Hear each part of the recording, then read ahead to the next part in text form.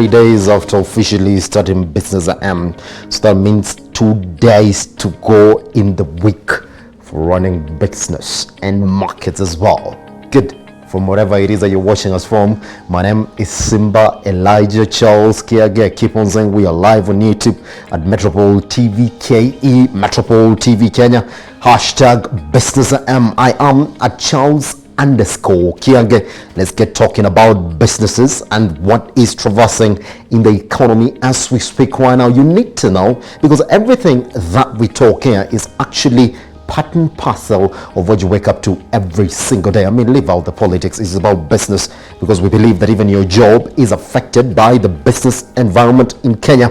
So the moment we start, we'll be telling you what's happening in terms of legislation, where our government is going in terms of managing our debt levels in the country. And so the biggest question that we're asking this morning is, are you good? Is your business doing okay? All right. One of the biggest topics that everybody is talking about, and especially those in the economy, is about the continental, that is Africa Free Trade Area. So now, I want us to start the show this morning.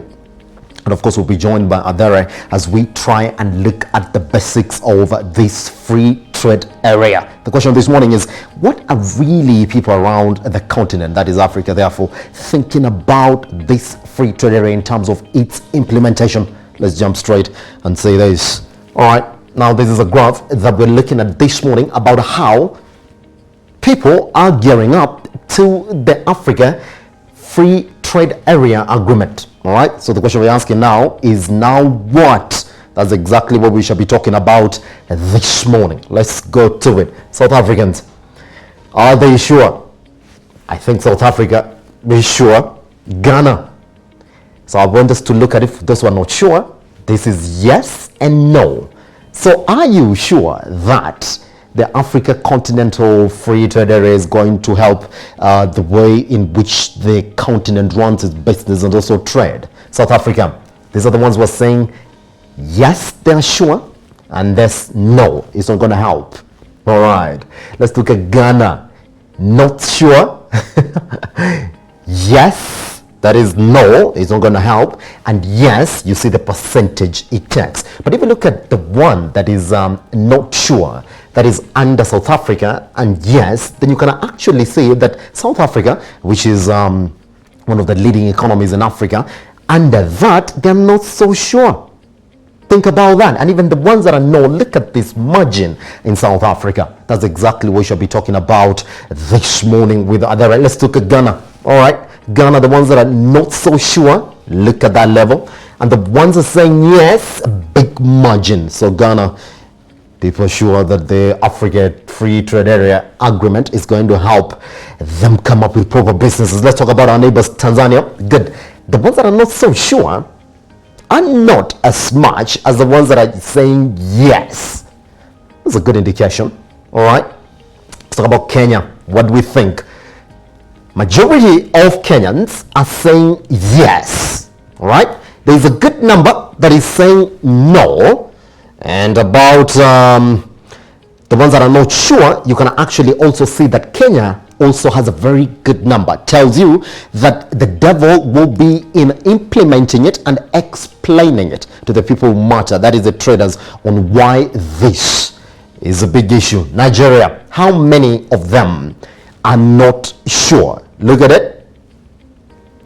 The ones that are saying no, the ones that are saying yes. It's also a big economy in Africa. So Nigerians are very sure that this is going to help with their trade. Good. Cameroon, not sure. Look at them. Yes, no, look at that percentage. And the ones that are saying yes are also so many. So averagely, even if you look at Cote d'Ivoire as well, the ones that are saying, the ones that are not so sure, they look at that percentage, but look at the ones that are saying yes. So if you look at this graph, as we go down the countries, the number of people who are saying yes keep on increasing. And that is the feeling right now across major parts of Africa, that this is an inevitability that the economy has been waiting for. But the question this morning is, when we are talking about the devil is in the details, that is in the implementation, is Kenya ready for it? Today, we're going to look at the balance of trade. We're going to look at what sort of agreements we have between EAC. We're going to introduce to you favored nations, rule of origins, and exactly what we means by the free trade area. I can't wait for it. I hope so too. Good. That's exactly what we're looking at this morning. But we need to start business AM as usual. So that means we take a look at the news briefs this morning. Now, the board of the National Bank of Kenya has disputed KCB Group's valuation of NBK shares. While recommending KCB's offer to buy NBK's shares, the bank's board has said an independent valuation to be put to value of NBK shares at 6 shillings at 10 cents per share. And as Ingrid Nantiga reports this morning, KCB has until the 24th of this month to vary its offer to NBK's shareholders. 3 weeks ago, KCB officially gave its offer to wholly acquire NBK, paving the way for the final phase of the proposed takeover transaction. As per its offer, KCB is seeking to take over NBK through a share swap deal in which it will acquire 10 NBK shares for every KCB share.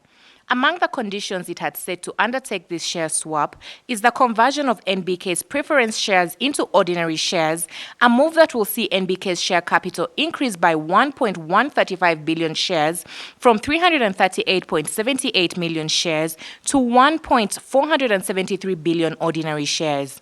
That condition was met following the approval of the share conversion by NBK shareholders during their annual general meeting on 14th June.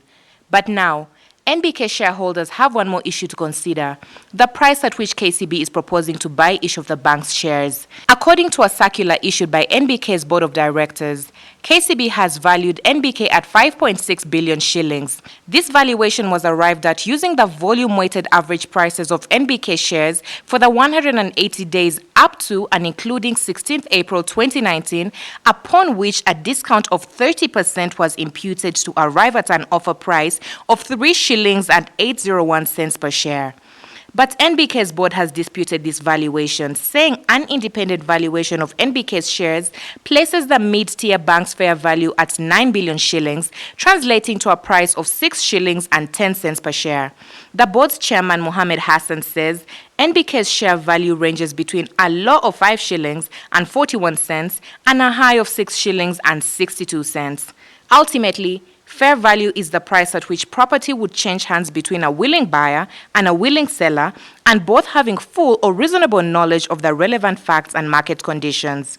However, NBK's board appeared constrained not to outrightly reject KCB's offer price in the view of the fact that, quote, no competing offers have been received, which makes it difficult to comment on the best obtainable prices from the market, end quote. Secondly, the board also alluded to the fact that NBK is in need of additional capital to meet regulatory capital requirements and grow its business. Under these circumstances, and on prudence grounds, NBK's board has opted to recommend the offer to the shareholders. NBK is 48% owned by the National Social Security Fund, with the government, through the National Treasury, owning a 22% stake in the bank. It now remains to be seen whether KCB will vary its offer to fall within what NBK's board considers to be within its valuation range. That is a consideration KCB must make by 24th July 2019. Now, with the National Bank of Kenya having disputed KCB's offer, what are the options ahead for both banks? Well, the proposed acquisition deal will be successful. Earlier, Ingrid spoke with George Bodo, Sub-Saharan Africa banking sector analyst and Metropole TV's Markets Today host, for some perspectives on the ongoing transaction.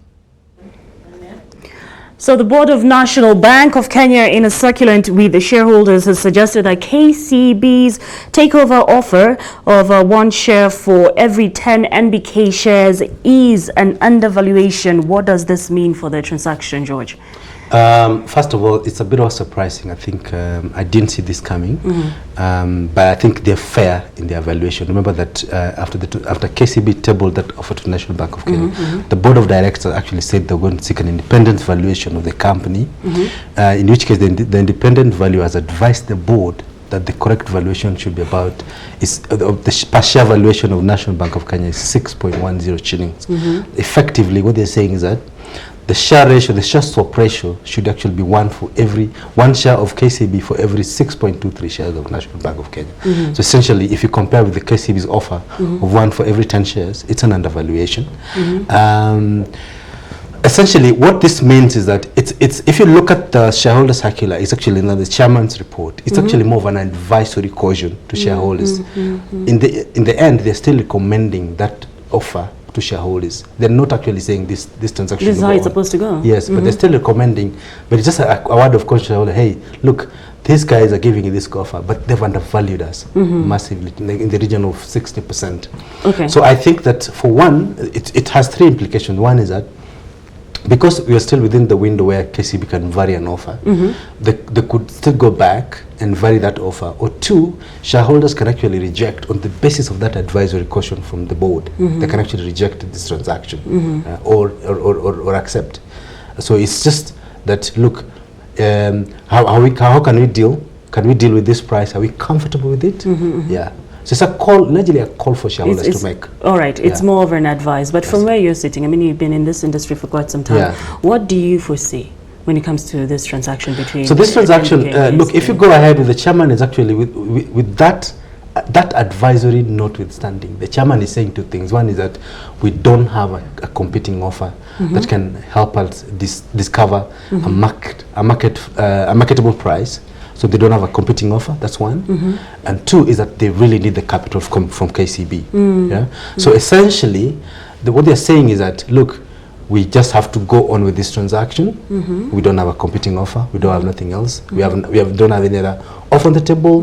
We need the capital from KCB. Let's go on with that in mind. George, who do you see as the main actor here? I think for me, if I look at the posture and the texture and the tone of that statement from the chairman. Texture, tone. So many things you're looking at. Yes, from that statement, I see all of it, NSSF written, all of it. Yeah, it's NSSF. And also remember, beyond this advisory, Parliament's Finance Committee has dispatched the Auditor General to do a special audit on NBK. Whose the audit outcome, I don't know how it's going to be used, but this could actually be a potential delay point. So we have Parliament taking over the special audit. You have the board advising shareholders that there's an issue of undervaluation here. I see NSSF all over it. All over it? Yes. You're reading it all over NSSF? And I say that for two reasons. One is because the transaction actually favors Treasury. It gives Treasury an upper hand to the extent that there are about 1.1 billion shares, preference shares that are going to be converted in a ratio of 1:1. Treasury holds on about 900 million of them. If they're converted on that same ratio, Treasury gets more upper hand in KCB. And secondly, my view is that I've observed these two entities for about 5 years now. They didn't appear like they see eye to eye. And this is, you've spoken of Treasury, and the head of Treasury, who is of course Henry Rotich, went back to the Guest House to tell the members there that if KCB does not acquire NBK, NBK is almost as good as collapse. Yeah. So it's a little bit drumming. It's a drum beats, sort of drum beats. Tells you that Treasury actually is more in favor of this transaction going ahead. Okay, so what's the final take? The final take is that I don't see this advisory from the board stopping the transaction. I think the transaction will still go on. I also don't see space for anybody tabling a competing offer. It's a too complex transaction. Do you see any of them changing their prices? I don't see that. All right. It is a developing story. Of course, we'll be bringing our people up to date. Thank you so much. We do appreciate your time, George. You're welcome. You can always catch George on Market Show. Markets YouTube Today. Live. YouTube Live every single day at 9 p.m. I mean at 9 a.m. and at 2:30 p.m. Thank you so much.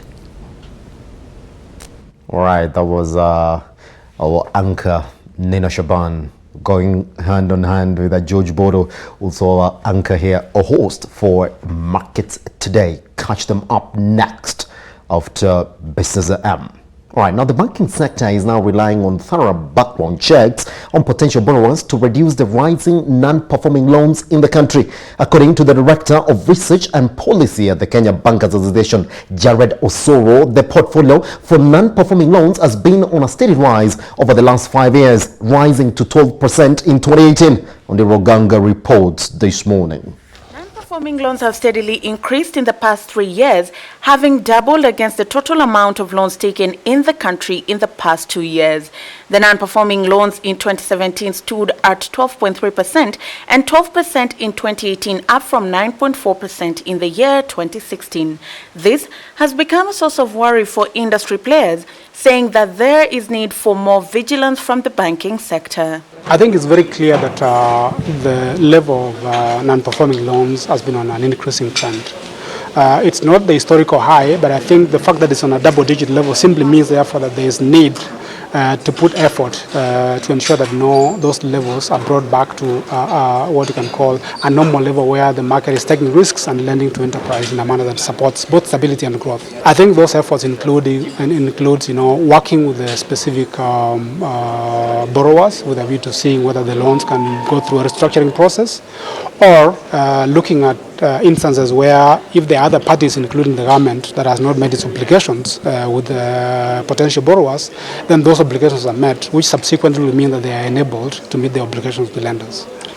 The impact of the ever-growing non-performing loans in the market has strained credit to micro, small and medium enterprises, which in turn has led to slow growth of MSMEs due to lack of resources.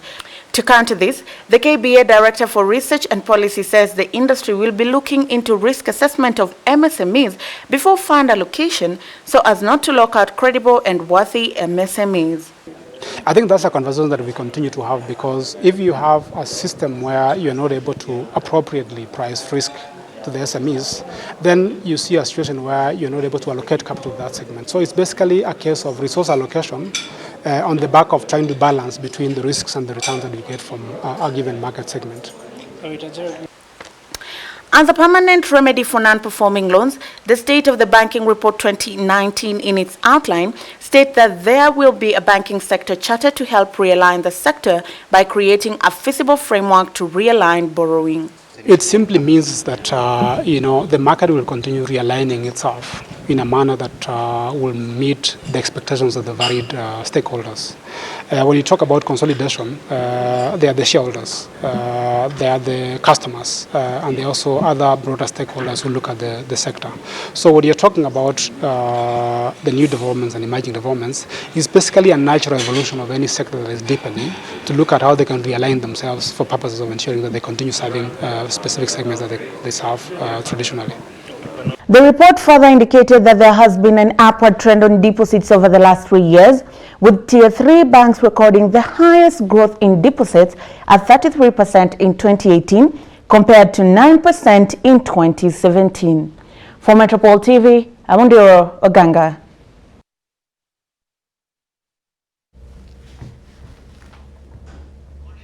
Now, nearly a week after Taita Taveta Governor Granton Samboja petitioned the president to dissolve his county government following a budgetary standoff, the national government and the Senate Committee on Devolution have stepped in to find an amicable solution. The two sides have now commenced a probe into the cause of the disputing, pitting Taita Taveta County's executive against its county assembly. Victoria Munga gives us the details this morning. Last week, Taita Taveta County Governor Granton Samboja kicked off a signature collection exercise to approve his petition to dissolve the county's government. Samboja, who is serving his first term as the county's governor, says he decided to petition President Uhuru Kenyatta to dissolve the county government over what he termed as harassment from the county's MCA. This was following a stalemate over the county's 5.6 billion shillings budget for the 2019-2020 financial year, which Samboja declined to sign. And now the Senate Committee, jointly with the Ministry of Devolution and National Planning, has begun efforts to mediate the dispute between the two arms of the county government. Kiza upande moja, hasa upande wa serikali ya county. Na kwa sababu Mswahili anasema msema pweke hakosi, inabidi tuwasikize nao wale madiwani ndio waweze kutuambia kwa upande wao janga hili limetokea kwa upande upi. Laikipia Senator John Kinyua says the committee had earlier hosted Taita Taveta cabinet to hear the executive side of the story before hearing from the members of the county assembly. Drastic measure, it should be the last resort. There must be other ways that matters can be resolved, including budgetary issues. And we do know that it is not just Taita Taveta County that has issues. We know that other counties like Kisumu County, Governor Professor Peter Nyong'o also had a standoff with his county assembly. There are also plans to hear from the residents of Taita Taveta County before coming up with a solution. Now, the fate of the Taita Taveta County Assembly lies in the hands of the Senate Committee on Devolution and the Ministry of Devolution and National Planning, which have already commenced mediation processes to solve the standoff. In the event that this does not bear fruit, then the President will have to append his signature on the petition and form a task force that will then dissolve the County Assembly. Victoria Amunga for Metropole TV. All right, that marks the end of our bulletin this morning. Catch me at 1 p.m. as I give you the day's news on Metropole TV News at 1. This is where we shall be looking at some of these developing stories to totality. And of note, though, is the KCB and NBK touted acquisition that we've been watching closely. Good. So that means that we've officially started this morning, and I do know that Stephanie Mwaswa is right here in the studio. She's going to take us straight to the roads this morning as we try and understand how you are going to make your way into the CBD. Now, here's the thing. Sometimes, and I said this morning, I know friends of mine who now move against the traffic. If you're one of those, this traffic update is not for you. You can pretty much close your eyes and go to sleep, because you must be tired of being in the CBD in the morning. But if you're moving into the CBD, this traffic update is for you. We'll be taking you to social media, telling you what guys are saying about the roads this morning, or commuters as well, as they traverse into the CBD, and exactly what you expect once you move into this major roads. Good morning, Stephanie. Good morning, Simba. I've just realized you don't know how to cook samosa. Kai. Yes. Imagine that ambush. You just ambushed me. You also don't know how to. No, I do. I've actually cooked I samosa. know I can. I've got video evidence. Wow. Yes, I'll be showing you after this. Okay. Yes. Now to test. Now to test. Of course, it's all about the test. That's fine. That's fine. That's fine. Yes. No. It's not my samosa. I have to pretty much bring it. I have to cook it over the weekend and then bring it. Don't buy the already pre-cooked samosas. They say this. No, I won't do that. I'll video myself. Okay. I'll videotape myself, make a 5-minute clip on the end process. In fact, I'll even mark one of them with an S so that you find that sign, okay? Now, here's the thing. They say this. I know this is going to make you react. I don't care. They say this. Make sure that the ingredients that you're putting in the samosa don't have soup. Yeah, true.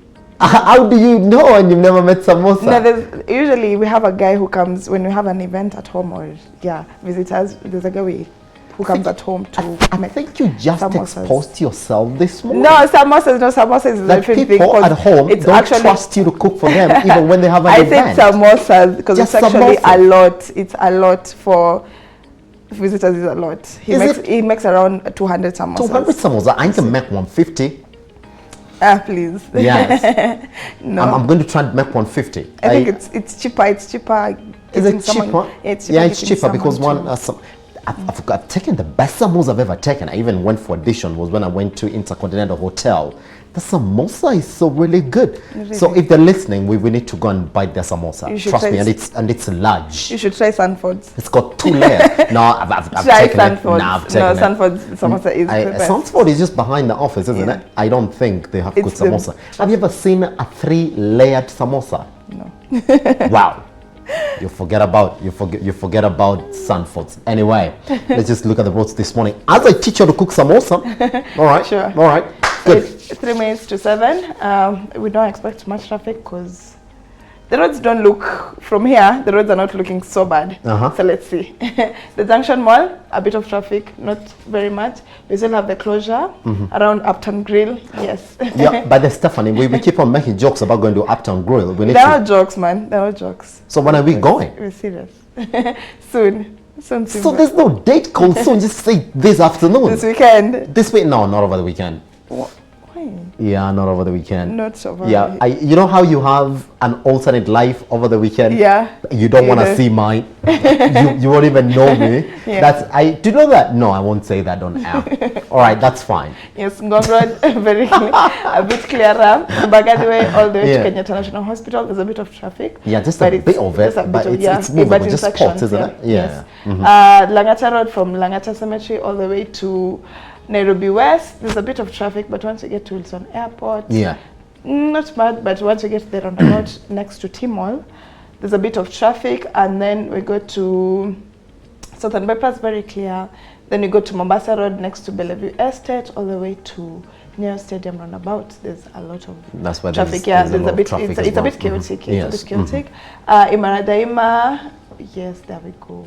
Maradaima will be very chaotic this morning. I'm telling you, I can close my eyes and give you the traffic. Yeah, it's like another thicker road. Yeah, it is. Yeah, it is. It is. So you can imagine you struggling with traffic along Imaradaima, then you come all the way to Bellevue. There's another one waiting for you there. Just before you get to Nyayo again, there's another one waiting for you there. Then you get to Uhuru Highway. There's another one waiting for you there. Trust me. Getting to the CBD. There's more. I'm telling you, people who live along Mombasa Road, they should be given trophies for just not getting late to work. I should. If they're giving people gold medals, I think I'll be having 60 after 2 months, because I've never gotten late, unlike some people. Anyway, let's just cross over. I see what you're doing, Sima. I see what you're doing. And funny enough, these people live next door. Please. They can pretty much see what's going on at their home right now. Imagine they can. All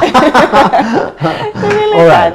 So I've actually zoomed in today, so we get to see many roads. So Nairobi School. Traffic is starting around Kari National Agricultural Laboratories, and then you go to, this is the ABC roundabout, not roundabout, can I call it the junction? Yes. Let's call it the junction. Yes. Connecting to James Gishuru, there's a bit of traffic, but James Gishuru is, wow. It's actually really, and this is not like a main road. So I'm thinking people from Wayakiwe, from Kangemi, trying to get to Lavington and Kileleshwa, use James Gishuru, causing this much traffic. Yes. Yes, but once you go on, it's very clear to Parklands Baptist Church, this is Wayakiwe, all the way to Westlands, Kempinski. There's a bit of traffic, but probably there's something going on. But probably this, the checkup. Yeah, the checkup. That's what they do. They check all the time. Yeah, you go into Villa Rosa Kempinski, they make you step out of the car, and they actually, if they would, they would overturn it. Good though. For security reasons, good. Yes, so Chiroma roundabout, very clear. Yes. University of Nairobi. Yes. Traffic is starting around that area. But it's never changed. It's never changed. There's only one time we watched it around 6:45 and found that it was really good. But it's never really changed. It hasn't. Yeah, it hasn't. And then this connecting to National Museum, traffic too. Then this is Thika Road. Our road is here.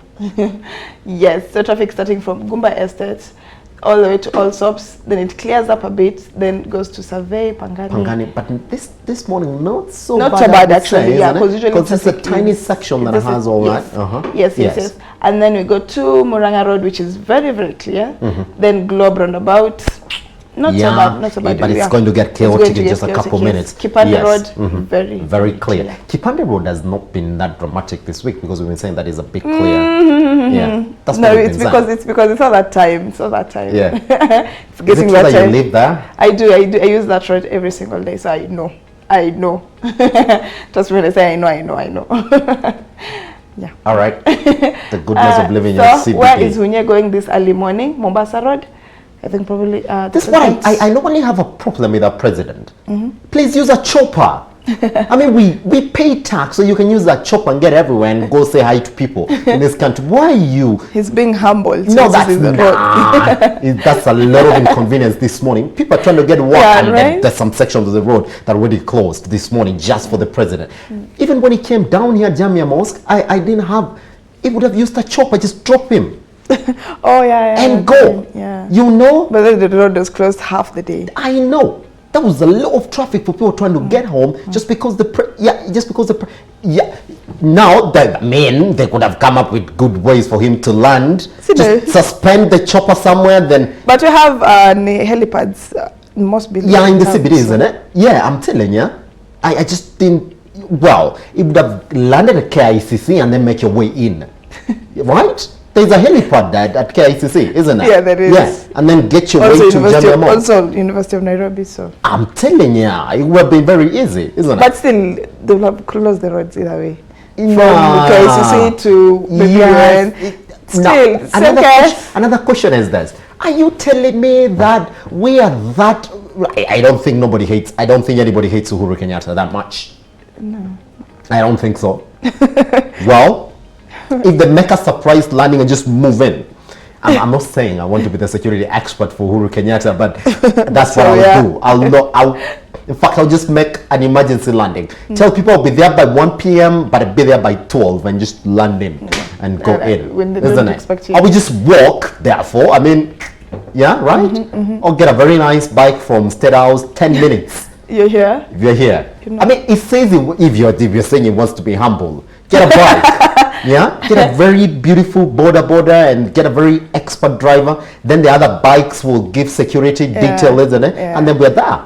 I mean, if you're talking about security, or if it does that again, we shall say, open another road just for the president. That's what it means. Because we don't want you inconveniencing us. And then at the end of the day, Kenyans, you're not hardworking. We are working people, but you've just made us lose 30 minutes into the city. Yeah, which is...